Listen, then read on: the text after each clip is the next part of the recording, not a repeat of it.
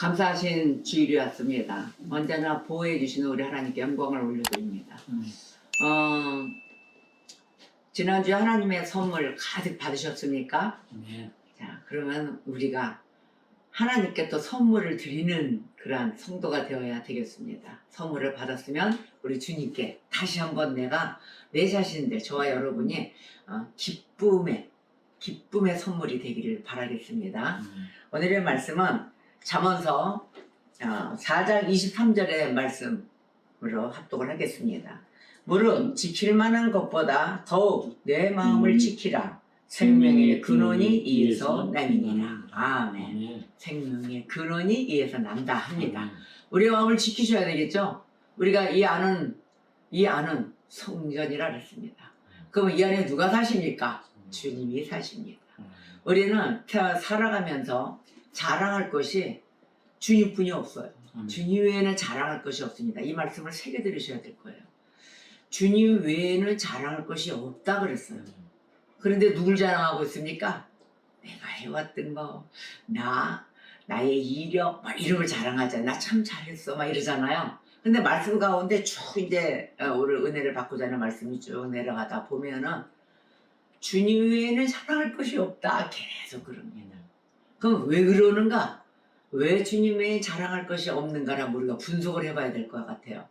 그 속에는 자꾸 자랑을 하고 나를 드러내고 해야 되는 그 습성이 나옴으로 인해서 분란이 일어나요. 자꾸 자기 나름대로 각자의 나름대로 수고하고 또 많은 이 세상의 풍파를 이겨나가고 했던 그런 고초 뭐 이런 것이 있는데 자꾸 자기만 내세워요. 그러다 보니까 나도 이랬는데 각자의 생활 패턴은 다르지만 각자가 주장하는 바가 있거든요. 그런 게 나오다 보면 부닥쳐요. 그런데 겸손치 못해서 나오는 것입니다. 예수님이 그러셨어요. 하나님 아래 주님의 법도 아래 있지 않는 자들, 그러한 자들, 믿음 아래 있지 않는 자들이 누가 내 부모 형제 자매냐 이랬어요. 그래서 바라고자 하셨던 그 부분이 우리 하나님의 아래 안에서 하나님 품 안에서 자라는 그 가정을 원하셨던 것입니다. 형제 자매. 왜냐? 의도가 달라지기 때문에. 주님을 믿지 않으면 오직 자기만을 믿게 되거든요. 근데 주님을 믿는 자들은 오직 주님께 먼저 영광을 올려드립니다. 그래서 주님 외에는 자랑할 것이 없기 때문에 이거 다 하나님의 뜻이었어. 하나님의 뜻이었어. 하나님의 베풀어 주신 은혜였었어. 안 됐어도 그 보호 가운데 내가 그만큼 하나님이 보호해 주셨기 때문에 이 정도 덜 갇힌 거야. 이렇게도 인정을 하거든요. 그런데 믿지 않는 자들은 어떻게 돼요? 무슨 하나님 있기는 있었으면 나를 더 부하게 해주시고 더 해줬을 텐데 이렇게 원망과 함께 시작이 하거든요. 그러면 대화가 안 돼요. 무슨 그런 미친 듯한 정신 나간 하나님을 그렇게 믿냐? 좀 질서 좀 있게. 물론 질서는 질서의 하나님인데 그 질서를 얘기하는 게 아니죠. 인간 순도의 질서를 이야기하는 것이죠. 그래서 하나님을 믿는지 아래 믿는 믿음을 원하는데 인간이 믿지를 않고 그 교만에 의해서 무너지는 것이 많습니다. 성경의 역사도 교만에 의해서 에덴 동산에서 쫓겨났어요. 자, 그러면 인간의 교만을 우리가 한번 먼저 들여다 봐야 되겠습니다. 인류가 시작된 그것은 에덴 동산입니다. 바로 아담과 하와의 시절이었죠. 그래서 이 범죄의 핵심, 여기서 일어났던 범죄의 핵심은 바로 딱 하나, 교만이었어요. 그 교만이 아니었더라면 우리가 전체 인류가 무너지는 역사가 없었고 계속 행복하게 살았을 텐데 저 영원히 주님과 함께 그 동산에서 헐거웠던 뭐를 했던 그것도 의식도 없이 너무도 맛있고 주신 것에 감사하며 춤을 추며 살아갔을 텐데 지금 이 순간까지 온 것입니다. 전적의 토전으로 된 것이죠. 그게 어디서 왔느냐? 하와의 야심이었습니다. 하와의 야심으로 말미암아 에덴 동산이 절단나 버린 거예요. 절단났죠. 쫓겨났죠. 세상이 황폐해졌어요. 그리고 또 인류가 해산의 수고를 하게 됩니다. 모든 것이 다 해산을 해야 돼요. 남자는 곡괭이질을 하고 다 일을 하고 가서 뼈 빠지게 일을 하고 수확을 해야 되고 여자는 아이를 가져서 그 피 흘림의 역사와 함께 아이를 고통 가운데 놔야 되고 목숨이 왔다 갔다 하죠. 바로 이러한 역사가 이루어진 것입니다. 왜냐?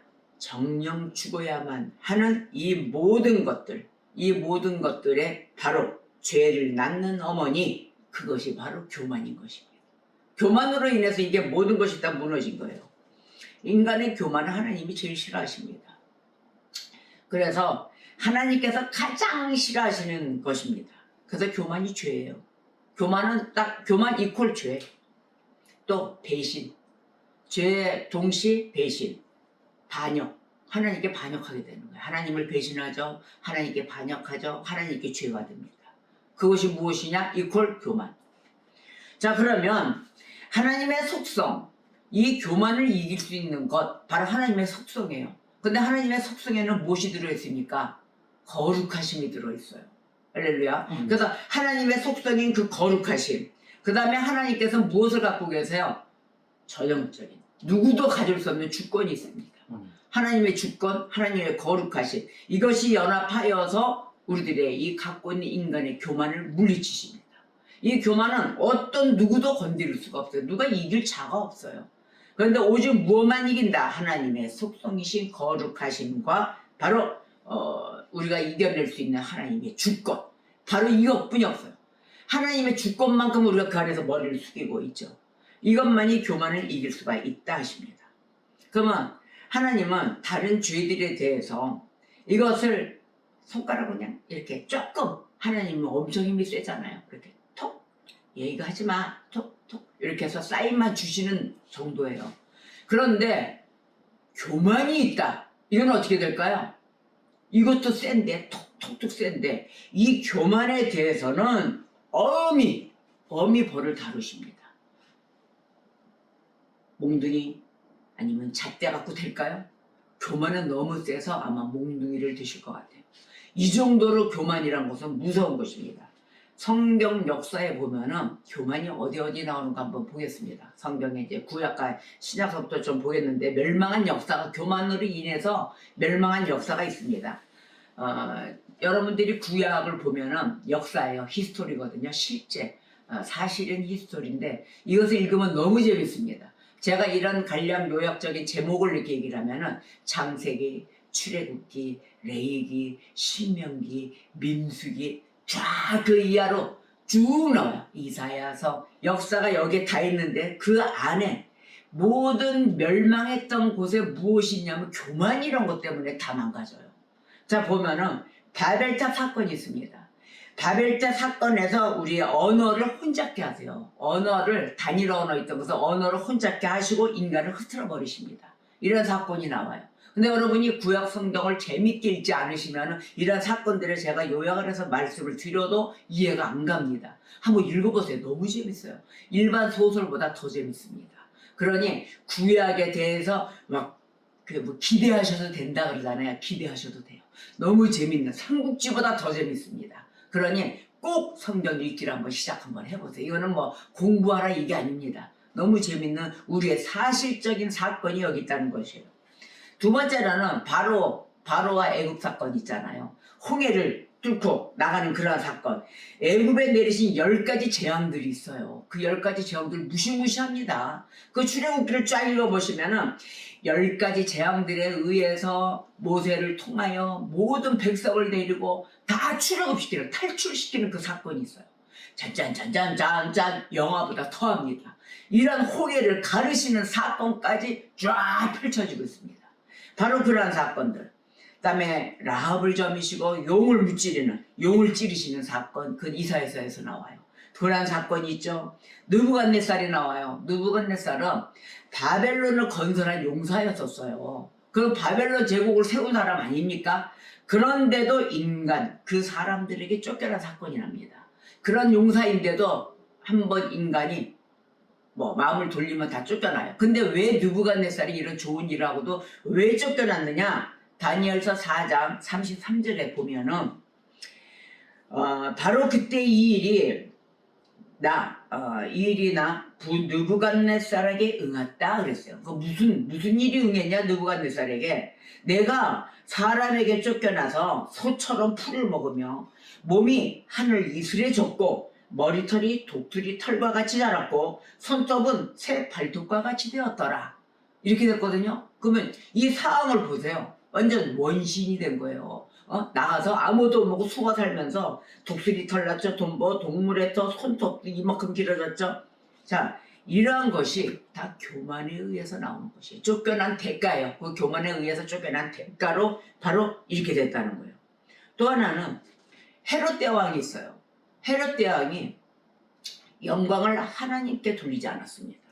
그러다 돌리지 않음으로 인해서 헤롯 대왕이 벌레에 잡아먹히는 사건이 있어요. 그 사건은 사도행전 12장 23절에 나옵니다. 헤롯이 영광을 하나님께로 돌리지 아니하므로 정확히 나왔죠. 영광을 돌리지 아니하므로 주의 사자가 곧 친히 벌레에게 먹혀 죽으리라. 벌레에게 먹혀 죽었습니다. 바로 이런 사건들이 실제 정말 그랬어요? 네, 이건 실제예요. 그리고 또 하나는 주님의 갈고리에 코가 껴있는 사건이 납니다. 주님의 갈고리에 코가 껴이고 오던 길로 끌려 돌아가서 그의 아들들에게 살해된 산해립 사건이 있어요. 이건 열왕기하에서 나옵니다. 열왕기상, 열왕기하도 너무너무 재밌어요. 그래서 열왕기하 19장 28절에 너가 내게 향한 분노와 너의 교만한 말이 이렇게 나왔어요. 교만한 말이 내 귀에 들렸도다. 그러므로 내가 갈고리를 너의 코에 꿰고 재갈을 내 입에 물려 너를 오던 길로 끌어 돌이키라 하셨나이다. 돌이키리라 하셨나이다. 아주 주님의 명령을 해버리셨어요. 자, 이들의 사건들을 추려서 이렇게 몇 분만 이렇게 봤어요. 몇 사람만 이렇게 봤는데 이 사람 모두는 뭐라고 입술에 얘기를 했느냐? 다 예수 믿었어요. 뭐라 얘기했냐면은 나는 여호와라 나 외에는 다른 이가 없나니. 그러면 아멘 아멘 그러던 자들이었어요. 근데 입술로는 주님 외에는 다른 신이 없고 우리의 여호와 하나님 한 분뿐이십니다. 유일신 하나님이십니다. 나는 그분을 믿습니다. 하고 했던 자들이 이렇게 입술을 말하면서 어떻게 했을까요? 자기 스스로를 다 높여서 그 응대를 받은 사건이었습니다. 벌레에 먹혀 죽였죠. 쫓겨나서 원시인이 됐죠. 전부 다 하나님께 영광을 돌리지 않았어요. 그게 뭘까요? 아까 제가 맨 처음에 얘기해드렸죠. 전부 다 하나님께 영광을 돌리지 않고 이거 모든 것이 하나님의 은혜입니다 라는 그런 마음과 없었다는 거예요. 삶과 신앙의 자세가. 그분은 그분이고 나는 내 공을 세우느니라. 전부 다 자기 공을 세웠다는 것입니다. 그래서 온 사건인데 자기 자신을 높였기 때문에 어떻게 됐어요? 여호와의 꾸지람이 따라온 거죠. 여호와의 콧김, 넌 안 되겠다. 아주 슉 불어버린 거예요.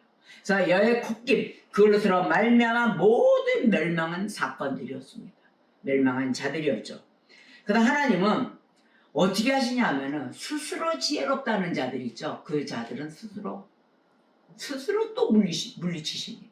여러분 나 스스로 잘난 척하지 마세요. 자, 지혜로운 자들을 물리치시죠. 또 그들의 그 지식과 그 모든 것을 어리석게 만드십니다. 너희들이 아무리 세워도 그러한 지식은 어리석은 것이라.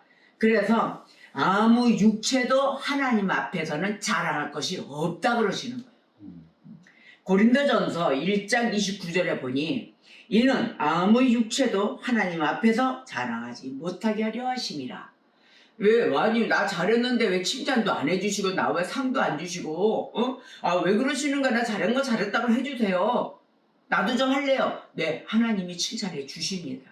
근데 내가 내 스스로 나를 내세우지 말아야 그랬을 때 나의 지식과 나의 지혜와 잘난 체 함으로 인하여 하나님은 멀리 내 안에 하나님이 있는 것이 아니라 하나님은 저 멀리 계신다고 다닌다는 것이에요.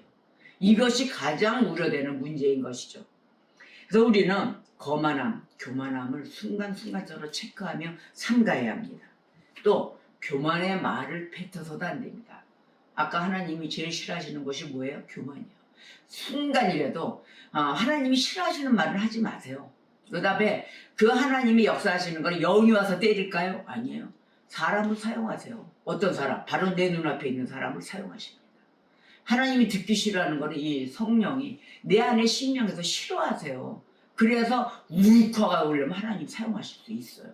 그래서 항상 입술을 우리는 조심해야 될 것입니다. 말을 항상 걸러서 뱉고 서로 안 좋은 거 그거 뱉어서 뭐 하겠습니까? 아름답고 사랑하고 이러한 말이 좋은 말이 너무도 많은데요.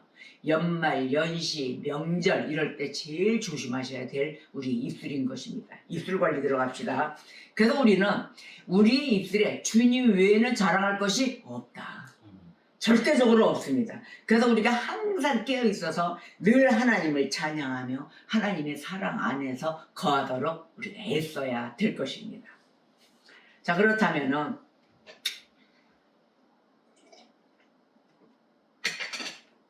이 마음을 갖기 위해서는, 우리가 교만한 이런 마음을 갖기 위해서는 청결한 마음의 복을 받아야 돼요. 우리의 심령이 청결해져야 됩니다. 근데 이 청결한 마음에 대한 복을 마태복음에서 말씀을 하셨어요. 마태복음 5장 8절에 이렇게 말씀하십니다. 마음이 청결한 자는 복이 있나니. 우리가 복 좋아하잖아요. 얼마나 마음이 청결한 자가 복이 있다는데 이쪽으로 가야 되겠죠. 마음이 청결한 자는 복이 있나니 저희가 하나님을 볼 것임이니라. 아니, 청결한 것도 못해서 거기에 복을 받고 뭘 봐요? 하나님을 본다잖아요. 그런데 하나님을 볼 수가 있나요? 감히 이 죄인인 우리가?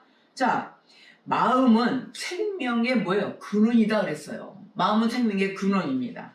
근데 이 마음을 어떻게 사용하고 어떻게 쓰느냐에 따라서 우리의 생명이 결정되는 거예요. 욕심 잔뜩 부려보십시오. 또 이상한 꿍꿍이 막 새겨 만들어 보십시오. 거기 그만큼만 살아요. 내 마음을 활짝 열고 저 대평원같이 한번 살아보십시오. 그 사람의 복은 대평원 같은 복이 임할 것입니다. 그래서 우리의 마음은 이 생명이 결정되는 마음이라는 거예요. 생명의 근원이다. 마음 씀씀이를 잘 하셔야 될 것입니다. 그래서 선하고 깨끗한 마음, 아까도 얘기했죠? 선하고 깨끗한 마음은 하나님이 인정해 주세요. 근데 하나님이 인정하지 않은 마음으로 내 스스로 나는 선하고 깨끗해 해야 되겠어요? 하나님 앞에 인정받으셔야 됩니다. 절대적으로. 자, 그렇다면은 하나님이 인정한 그 선하고 깨끗한 마음 안에는 하나님이 거하세요. 하나님은 함께 거기에 다 앉아 계십니다. 그런데 매일 욕심만 잔뜩 부리고 거짓말 매일 부려 거짓말만 잔뜩 해. 그런 마음속에 하나님이 거하실까요? 만약 거기에 내 안에 하나님 계셔 그러면서 욕심쟁이고 모든 걸 다 하면은 그 하나님은 뭐예요? 공범자예요. 그 하나님은 공범자로 만드시는 거예요. 그런데 거기 하나님 계실까요? 안 계세요. 절대로. 착각하지 마세요. 자기가 매일 잘못 살면서 입술에 육두문자가 떠나지 않고 성기려면 교회도 안 가고 자기 기분 좋을 때만 교회 가고 그 안에 예수님 계세요. 예수님이 그러셨어요? 우리 하나님이 그러셨어요? 그러면서 맨날 자기는 하나님이래. 나는 하나님만 믿어 하나님께 감사하고 이같이 이제 이러셔야 되겠습니까? 아주 양심 좀 두들려 보세요. 하나님의 자식이고 내가 진정 하나님을 믿는다 하면은 그 하나님이 기뻐하시는 그 마음을 드리며 정말로 하나님께 드리는 내가 선물이 되어야 될 것입니다. 그 선물 받은 자가 양심 없이 그러면 되겠습니까? 하나님께 나도 선물로 좀 드리세요. 맨날 교회 안 가고 그러시면 되겠어요? 열받고 막 이러신다고. 자, 그러면 그 가운데 하나님께서 거하시는데 욕심과 거짓이 내 마음대로 가는 그 교만찬 그 마음에는 하나님이 절대 안 계신다. 그리고 하나님이 거하실 틈이 없어요. 그곳에는 삐죽고 들어갈 틈이 없는 거예요. 그래서 결국에는 그 심령은 어떻게 돼요? 썩어 사망에 이르기까지 하는 것입니다. 너무도 처참한 결과가 오게 되는 것이에요. 자, 그렇다면은 이 세상의 온갖 부정한 것으로 인해서 인간들의 마음이 한없이 더러워진 지금 이 시국입니다. 너무도 깨끗한 양심을 못 봤어요. 뉴스를 보면은 매일 자기 욕심에 의하여 도둑질에 또 묻지마 폭행에 말도 못하는 이런 험악한 세상으로 변한 이때입니다.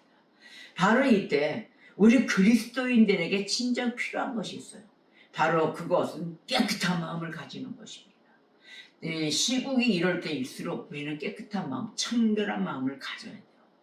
그러면 마음이 청결한 자는 복이 있다 이랬잖아요. 이 청결한 마음이 청결하다는 것, 이건 바로 외적인 것이 아니고 내적인 부분을 이야기하는 것입니다. 매일 쓸고 닦아는데 내 안은 더러우면 되겠습니까? 내 안부터 깨끗이 닦아야 되는 것이에요. 그래서 이 내적인 부분을 이야기하는데 사람의 마음의 중심, 곧 이 생각과 모든 동기가 깨끗해졌다는 것, 바로 이것을 의미하는 거예요. 청결한 마음.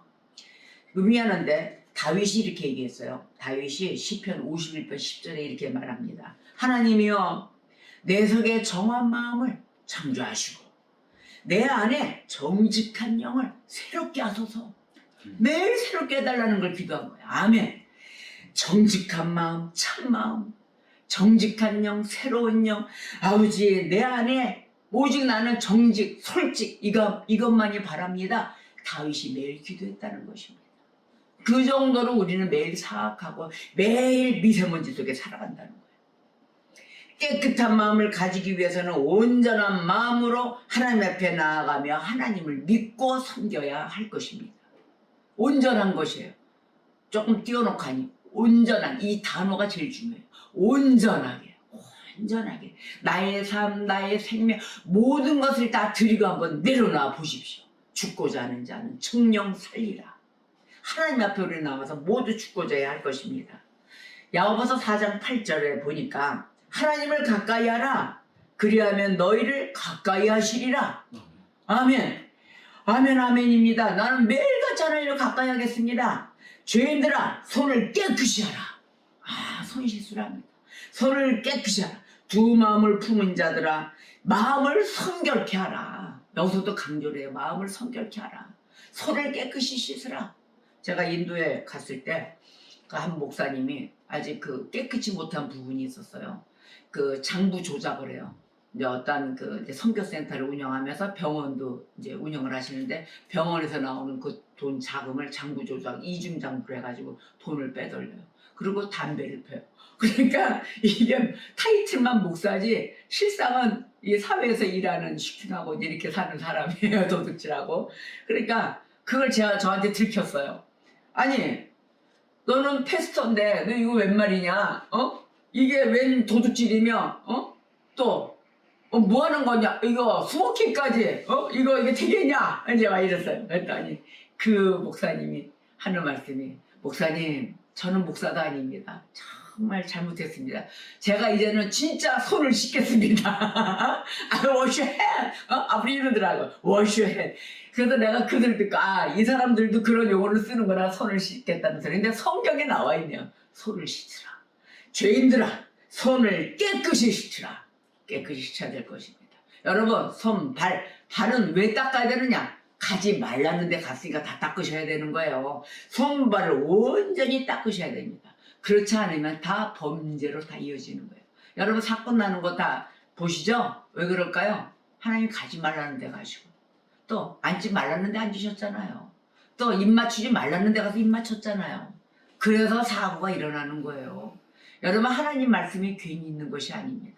다 우리의 생활과 삶 속에 스며들어와 우리가 심히 너무 걱정이 되셔서 너무도 사랑하시니까 보호하시는 말씀으로 이렇게 감싸져 있다는 것입니다. 이렇게 하나님의 선물을 매일같이 쏟아지고 있다는 거예요. 그 선물 받은 자들이요, 진정으로 나를 이제는 하나님께 선물을 드리는 자들이 되시기를 주님의 이름으로 축복합니다.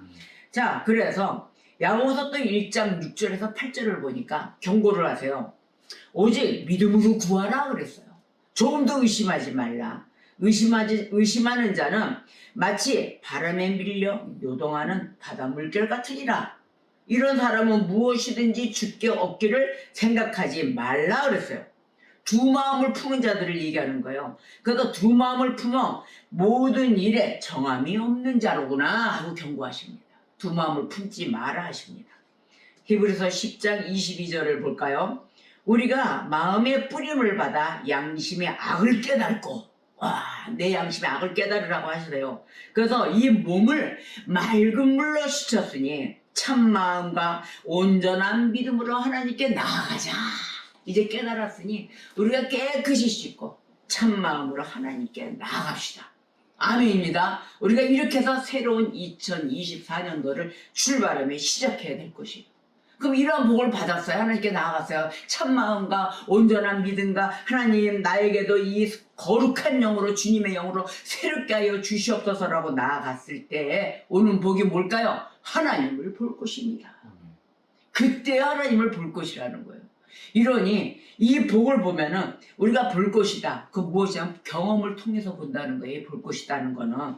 그리고 실제적으로 본다 이런 뜻이잖아요. 볼 것이다 했으니까. 그런데 성경에서 보면은 하나님을 본다는 거는 그 죽음을 이야기합니다.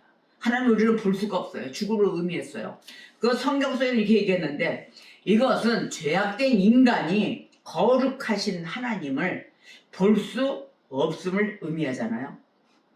거룩한 이 죄인들을 거룩한 하나님 볼 수가 없어요. 그러면 다 죽게 돼 있어요. 근데 이 말씀에 보니까 청결한 복을 받은 자는 하나님을 볼 것임이라 했단 말이에요. 여기에서 하나님을 본다신다는 것, 하나님 볼 수 있다. 이거는 진정한 영적인 축복인 것이에요. 이게 영적인 축복인 거예요. 우리가 하나님을 만났어요. 하나님을 이제 만나고 내가 이제 새로운 삶을 살았어 이런 얘기를 하잖아요. 볼 수 없는 자들이 어디서 만났어요? 이 마음에서 만난 거예요. 눈으로 보고 이것이 아니라 내 영 안에 눈, 영안, 저 영적인 귀, 눈과 귀가 열리는 역사에서 내 심령 안에서 주님을 만났다는 것입니다. 주님을 봤다는 것이에요. 말씀 가운데 만나고 이런 크나큰 역사, 바로 하나님을 볼 것이며 영적인 최고의 복을 받은 것입니다. 그래 지금 믿음의 눈으로는 우리가 보게 되지만 영원한 저 천국에서는 어떻게 될까요? 그것을 뭐라고 얘기했는데 이 사자성어로 보면 지복직관이라고 되어 있더라고요. 지복직관으로 하나님을 직접 보게 되는 축복의 눈, 바로 그 축복의 눈부신 광채 속에서 하나님을 볼 것입니다. 아멘. 바로 이러한 복으로 우리가 이어지는 것입니다. 이러한 복에 우리는 새해 출발에 마구 달리는 것입니다. 얼마나 이 벅찬 2024년이 될까요? 시편 24편에서 3절에 4절에 이랬어요. 여호와의 산에 오를 자가 누구냐 이렇게 물었어요. 여호와의 산에 오를 자가 누구며 그 거룩한 곳에 설 자가 누군고 곧 손이 깨끗한 자. 아까 죄인들아 손을 깨끗이 씻으라 이랬잖아요. 손이 깨끗하며 마음이 청결하며 뜻을 허탄한 데 두지 아니하며 거짓 맹세치 아니하는 자로다. 아멘. 오늘의 본문 말씀 잠언서 4장 23절에도 그러잖아요. 무릇 지킬 만한 것보다 더욱 너의 마음을 지키라. 생명이 근원이 이에서 남이니라.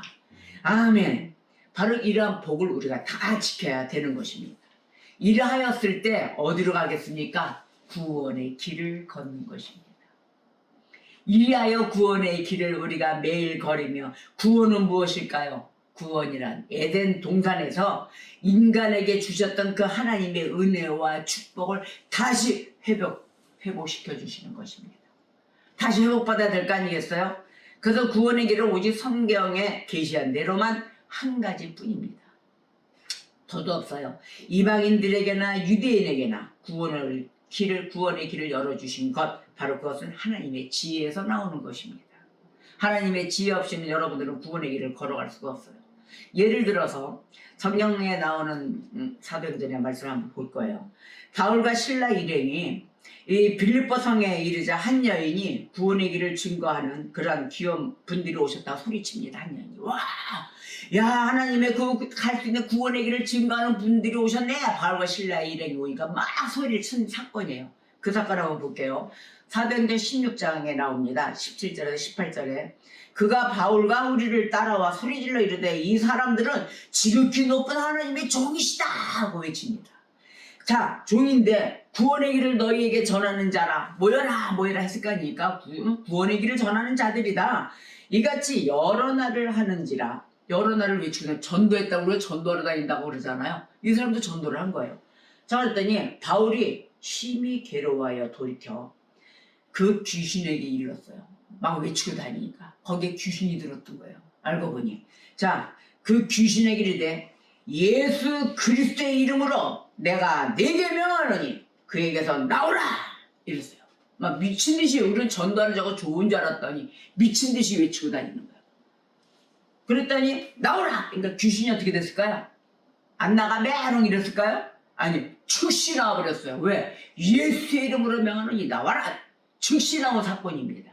자, 이 사건을 보니까 바울은 예수 그리스도의 이름으로 귀신을 쫓아냈어요. 그리고 그 여인을 회복했어요. 귀신 들린 자를 회복해 해줬는데 구원을 얻는 길이 어디서 나옵니다. 구원을 얻는 길은 마음을 열어야 돼요. 마음을 열고 예수를 영접해야만이 구원의 길에 이르는 것이에요. 여러분이 마음을 열지 않았을 때 이 귀신이 나왔을까요? 이 여인은 구원의 길을 열어주는 자라 살고 싶었어요. 막 외친 거예요. 근데 몇 날 며칠이 이루어지니까 바울을 보니까 그 안에 귀신이 들었던 거예요. 이 여인의 본체는 살고 싶은 거죠. 왔다. 나 이제 살 수 있겠다. 구원의 길을 주니 저희 일행들 앞에 모두 나왔다 해서 딱 가서 봤더니 미친듯이 며칠 동안 하고 다니는 거 보니까 귀신 있는 자를 예수 이름으로 끄집어낸 거예요. 그랬을 때 이 여인은 어땠을까요? 살고 싶다는 욕망이 있었어요. 여러분 왜 산기도 가서 뿌리채 잡고 흔들고 기도할까요? 바로 살기 위해서입니다. 내가 다급합니다. 우리가 부르짖고 마음을 열고 예수님 앞에 믿음이 있기 때문에 하나님 앞에 나아가 부르짖고 하나님 살려주세요. 너 예수의 이름으로 명하노니 그 안에 있는 더러운 귀신 나가라. 아멘. 그 안에 사는 역사가 일어났다는 것입니다. 자, 구원이 얻는 길 또 하나 체크 나왔죠. 마음을 열고 진정하게 예수를 영접하는 것입니다. 그래야만이 구원의 길로 들어갈 수가 있습니다. 하나님께서는 예수 그리스도를 통해서 죄와 허물로 죽은 우리 인간을 구원하시고 영생을 약속하시는 영생을 주셨습니다. 아멘. 이것을 믿고 우리는 와야 돼요. 요한일서 5장 13절에 보니까 영생을 알게 하라 하신다 이랬어요. 영생을 알게 하려 해야 되겠다. 내가 하나님의 아들의 이름을 믿는 너희에게 이것을 쓰는 것은 너희로 하여금 너희에게 영생이 있음을 알게, 그것도 뭐야? 알게 하려 함이라. 깨우치게 하려 함이라. 할렐루야. 영생이 있구나고 나에게 영생이 있음을 알게 하고 난 후의 인생은 여러분 필시 다시 한번 부활의 역사로 인하여 다른 세상이 열릴 것입니다. 그러한 삶으로 인해 우리는 구원의 길을 가야 돼요. 왜? 매일 그리스도께서 우리를 부르고 계세요. 내게로 와라. 매일 초청장을 보내고 계십니다. 여러분 초청장 받으셨습니까? 받으셨어요. 근데 무슨 초청장인지 모르시는 거예요. 그리스도에게서 온 것이 아니라 어디서 좀 안 왔을까? 어디서 좀 보태서 기프트 진짜 무슨 상품권 이것이 안 왔을까? 이걸 바라보기 때문에 안 보이는 것이에요. 자, 예수님은 자신을 의원으로 비유하셨어요. 나는 치유하는 의사라 의원으로 비유를 하시고 죄와 질병을 모두 그것을 다 깨달아 고치기 위해서 자신을 찾는 자들에게 오셨다는 거예요.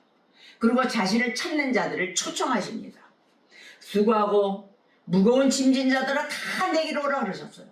그래서 내가 너희를 모두 다 쉬게 하리라. 나를 찾아라. 근데 바로 그 전에 뭐라고 말씀하셨냐면 마태복음 11장 27절에 이렇게 얘기하세요. 내 아버지께서 모든 것을 내게 주셨으니 아버지 외에는 아들을 아는 자가 없고 아들과 또 아들의 소원대로 계시를 받는 자 외에는 아버지를 아는 자가 없느니라 이랬어요.